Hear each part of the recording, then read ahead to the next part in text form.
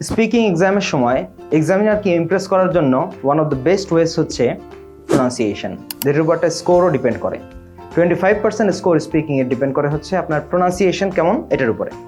Accent matter করে না, এটা আমি আগেও একটা ভিডিওতে বলেছি যে অ্যাকসেন্ট আসলে ম্যাটার করবে না, যে আপনি ব্রিটিশদের মতো বলছেন আমেরিকানদের মতো, বাট স্টিল আপনি যদি প্রোনাউন্সিয়েশনটা ব্রিটিশ আমেরিকানদের মতো করতে পারেন, অ্যাকসেন্ট না প্রোনাউন্সিয়েশনটা। ফর এক্সাম্পল একটা ওয়ার্ড আপনি বলছেন, হ্যাঁ, যেমন টাইম, আপনি যদি টাইম বলতে পারেন, time, I didn't have any time. So এটা কিন্তু এক্সামিনার কাছে আপনাকে একটা বিশেষ উচ্চতায় নিয়ে যায়, হ্যাঁ, যেটা আপনার স্পিকিংয়ে একটা পজিটিভ ভাইব তৈরি করবে।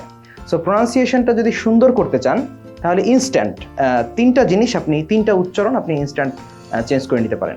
নাম্বার 1, টিকে ঠি বলবেন, ট ছ, ট ছ। টেবিল না বলে টেবল, টপিক না বলে টপিক, টিচার না বলে টিচার। সেকেন্ড, এটা হচ্ছে ট গেল। সেকেন্ড হচ্ছে ফ, ফি, ফ ফি, যেটাকে আমরা পি বলি।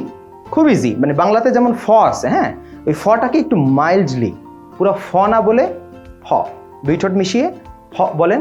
যেমন যেখানে আপনি বলতেন people, people, potato, potatoes, potatoes.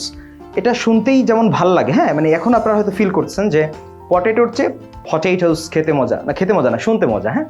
So potatoes বললে যেমন শুনতে ভালো লাগতেছে, এক্সামিনার অবশ্যই ভালো লাগবে, তখন স্কোরটা একটু বেশি দিবে হয়তো এখানে আপনাকে, রাইট?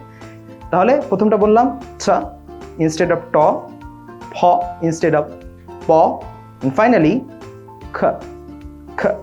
যেখানে বলতেন কিং এখন বলেন কিং, যেখানে বলতেন কোয়েশ্চেন এখন বলেন কোয়েশ্চেন, কোয়েশ্চেন। তাহলে তিনটা ম্যাজিক সাউন্ড, একটা হচ্ছে ছ, দেন ফ, দেন খ। এই তিনটা যদি চেঞ্জ করে ফেলতে পারেন, ইনস্ট্যান্ট আপনার পুরো স্পিকিংয়ের যে উচ্চারণ, প্রোনাউন্সিয়েশন, এখানে একটা বড় একটা চেঞ্জ আনা পসিবল। এবং যেহেতু প্রোনাউন্সিয়েশনের একটা স্কোর আছে আলাদা, বলেছিলাম শুরুতে, সেটা কিন্তু আপনার মানে রাতারাতি একটা বড় একটা ম্যাসিভ চেঞ্জ আপনি দেখাতে পারবেন। তবে এটা ন্যাচারালি আনার জন্য কিন্তু আপনাকে একটু প্র্যাকটিস করতে হবে, হ্যাঁ। সো প্র্যাকটিস করবেন না, প্র্যাকটিস করবেন। বাংলাতে প্র্যাকটিস বললে একটু অড শোনায়, হ্যাঁ, বাংলা বলার সময় আমরা প্র্যাকটিস বলি, টাইম বলি, কিন্তু যখন এটা ইংলিশের মধ্যে বলবো সেন্টেন্সে, তখন we should practice, we should practice, people should practice perfectly, right? They should take time. King, queen, question, the curious king asked a curious question, curious question. So এইভাবে করে একটু ওভারটাইম প্র্যাকটিস করতে থাকেন। হ্যাঁ, অবশ্যই কোথা থেকে প্র্যাকটিস করবেন? ইউটিউব থেকে, সহজ হিসাব, আপনার কোনো মেন্টর নাই, আপনার সুযোগ নাই, কোর্সে ভর্তি হতে পারেন নাই, no problem, no problem at all. যেটা করবেন, ইউটিউবে যান, একজন বিদেশির একটা স্পিচ ছাড়েন, স্পিচ যখন চলতে থাকবে তখন আপনি দেখবেন সে ন্যাচারালি যে প্রোনাউন্সিয়েশনটা করছে, একজন নেটিভ স্পিকার, সে কিন্তু এইভাবেই প্রোনাউন্স করে।